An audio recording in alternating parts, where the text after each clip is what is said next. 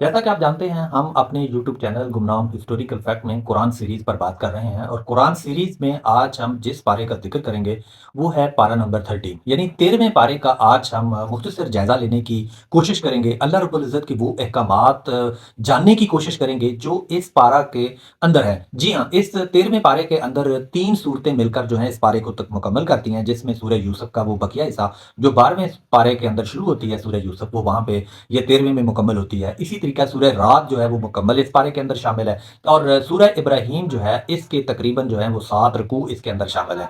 तो इसके अंदर जो है सबसे पहला जो सूरह यूसुफ का किस्सा जैसे कि 12वें पारे में जारी है, वो 13वें के अंदर मुकम्मल होता है। वो यहाँ से शुरू होता है कि हज़रत यूसुफ अलैहिस्सलाम का कैद के अंदर रहाई पाना, बादशाह के ख्वाब की ताबीर बयान करने के बाद। फिर जो है वो आप वो कहत साली के अंदर भाइयों का मिस्र आना, फिर हज़रत यूसुफ अलैहिस्सलाम का मिस्र का खजांची बन जाना, फिर उनको एक आज़माइश में मुब्तला किया गया कि यूसुफ अलैहिस्सलाम का बनियामीन को रोकना, फिर भाइयों पर ज़ाहिर करना, फिर भाइयों को अपना कुर्ता देना और हज़रत यकूब अलैहिस्सलाम की बनाई वापस आ जाना, पूरी फैमिली का मिस्र मुंतकिल हो जाना। मुख्तसरन ये कि ये जो हिस्सा है ये कुरान करीम का 13वां पारे का इब्तदाइया जो है वो हज़रत यूसुफ या किस्सा यूसुफ को बताता है। उसके अंदर फिर तकवा, सब्र, इस्तिकामत, कामयाबी है, इस पर बात की गई है। फिर सूरह रात शुरू होती है। दूसरा हिस्सा जो 13वें पारे का वो सूरह रात के अंदर है, जो सूरह रात जो मुकम्मल है उस पर बात होती है। इसमें कुरान करीम की हकानियत बताएगी सबसे पहले, जिसके अंदर जो है जिन सूरतों का आगाज़ हरूफ मुक़त्ताआत से शुरू होता है, अक्सर कुरान की वहाँ पर जो है वो सच्चाई का ज़िक्र है और कुरान के मुखालफिन को चैलेंज किया गया है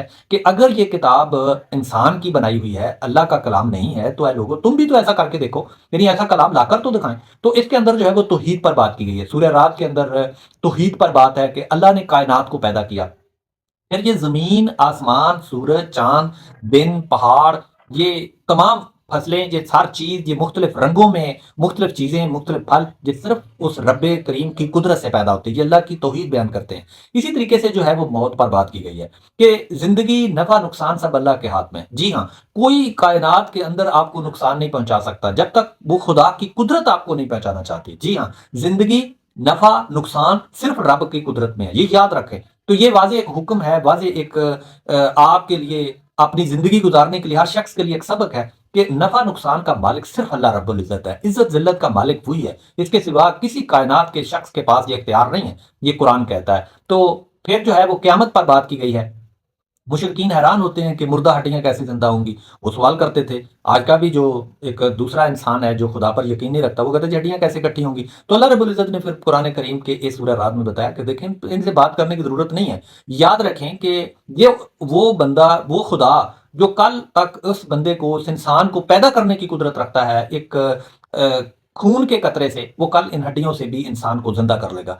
फिर इसी तरीके से रसालत पर बात की गई है कि हर कौम के लिए अल्लाह ने बताया कि मैंने एक पैगंबर भेजा है, एक ऐसा रहबर भेजा है जो अपने उस कौम को मेरी तरफ, अल्लाह की रहमत की तरफ या अल्लाह के अहकाम की तरफ लाने की कोशिश करता है। लेकिन अक्सर जो कौमें हैं उनके लोगों ने, कौमों ने जो है अपने अपने पैगंबरों को झुठलाया। तो अल्लाह के पैगंबर आपको भी साबित कदम और इस्तिकामत से चलते रहना चाहिए और परेशानी ना करें। ये पहली कौमों के साथ भी ऐसा होता रहा है। फिर इसके अंदर जो बड़ी बात बताई कि मुत्तकीन की 8 खूबियाँ बताई। तकवा करने वाले लोग कौन हैं? उन तकवा करने वालों की 8 खूबियाँ बताई कि वो वफ़ादार शख्स होते हैं, वो सिला-राहमी करते हैं, वो खौफ़ खुदा रखते हैं, वो खौफ़ आखिरत भी रखते हैं। ये मुत्तकी की निशानियाँ हैं कि जो तकवा करता है, जिस बंदे के अंदर हल्का-सा भी कोई तकवा है, वो इन चीज़ों पर जो है वो डरता है, ये चीज़ें करता है। उसके अंदर ये खूबी है कि वो सब्र करता है, नमाज़ की पाबंदी करता है, सदका खैरात करता है, बुराई का बदला अच्छाई के साथ, अगर उनके साथ कोई बुरा कर भी जाए तो वो फिर भी अच्छा करता है।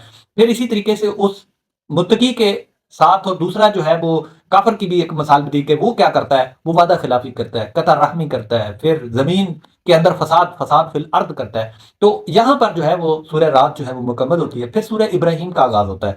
सूरह इब्राहीम के अंदर जो है सबसे पहले तौहीद पर बात की गई है कि अल्लाह कायनात का खालिक है। बताया गया कि अल्लाह कायनात का खालिक है, आसमान से पानी उतारता है, फिर ज़मीन से मुख्तलिफ नेमतें पैदा करता है। ए इंसान तेरे सोचने की ये चीज़ है कि ये कौन करता है? ये वो रब करता है। फिर सूरज, चाँद, रात, दिन, ये समंदर, ये सब कुछ, ये इंसान की खिदमत में जो लगा दिया है और बेशुमार नेमतें जिसको इंसान जिनसे फ़ायदा उठाता है, ये तमाम कौन करता है? ए इंसान तेरे लिए उस रब्बे करीम ने पैदा किया है। फिर रसालत पर बात होती है कि नबी अकरम सल्लल्लाहु अलैहि वसल्लम को बाकायदा तसल्ली दी गई कि पहले अंबिया के साथ भी ऐसा हुआ कि उनकी कौमों ने उन्हें झुठलाया, लेकिन आप फ़िक्र ना करें, अल्लाह रब्बुल इज़्ज़त आपके साथ है। اور ہم اپنی ہر قوم کے ساتھ اپنی اپنی قوم کی زبان میں بھیجا ایک پیغمبر بھیجا تاکہ وہ وضاحت سے سمجھا سکے، اور یہ کافر جو ہیں وہ ہمیشہ رہے ہیں ہر پیغمبر کے ساتھ وہ عداوت رکھتے رہے ہیں، تو اس لیے آپ بھی فکر نہ کریں۔ پھر قیامت کا ذکر آتا ہے کہ جنت میں نعمتوں کی لازوال نعمتیں ہوں گی، اور جہنم کے اندر کافروں کی ہولناک عذاب دیا جائے گا۔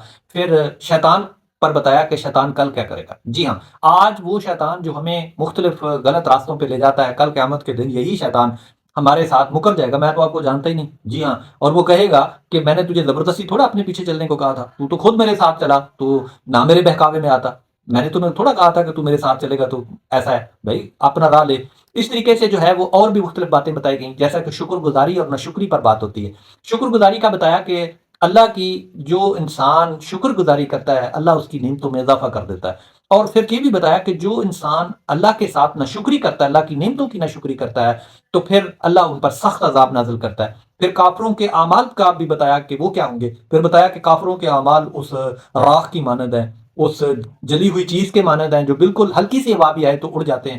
تو اس لیے ان کافروں کا جو اعمال کا مثال دی۔ پھر ایمان کے کلمہ اور باطل کے کلمے کے بھی اندر بھی ایک واضح فرق بتایا کہ کلمہ حق پڑھنے والوں کے ساتھ جو ہے ان کی مثال ایک پاکیزہ درخت کی ہے، ایک ایسا درخت جو پھلدار ہے، جس کا پھل کھایا جا سکتا ہے، اس کی جڑیں مضبوط ہیں اور اچھا تازہ پھل لگتا ہے، وہ زیادہ اچھا ہے۔ یا پھر وہ ایک پودا جس کی جڑیں بے شک جیسی بھی ہیں، لیکن پہلے تو اسے جڑیں کی مضبوط نہیں ہوتی، پھر اس پر پھل کڑوا لگے یا وہ نہ کھانے کے قابل، تو وہ کیسا ہوتا ہے؟ یہ ایک باطل اور حق کی بات بتائی۔ پھر اللہ رب العزت نے اس پر یہ بھی بتایا کہ آپ ظالموں کی کرتوتوں سے، یہ نہیں کہ اللہ ناواقف ہے، اللہ جانتا ہے، پھر اعمال کا پورا بدلہ دیا جائے گا، یہ واضح طور پر حکم آیا۔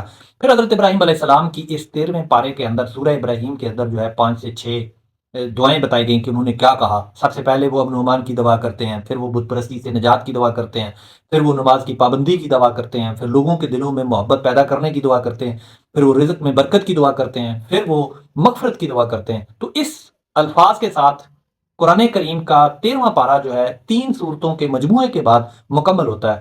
ہم امید کرتے ہیں آپ کو قرآن کریم کا یہ 13واں پارہ پہلے سے زیادہ بہتر سمجھنے میں مدد ملے گی انشاءاللہ تعالی۔ اللہ رب العزت آپ کا اور میرا حامی و ناصر ہو، آمین۔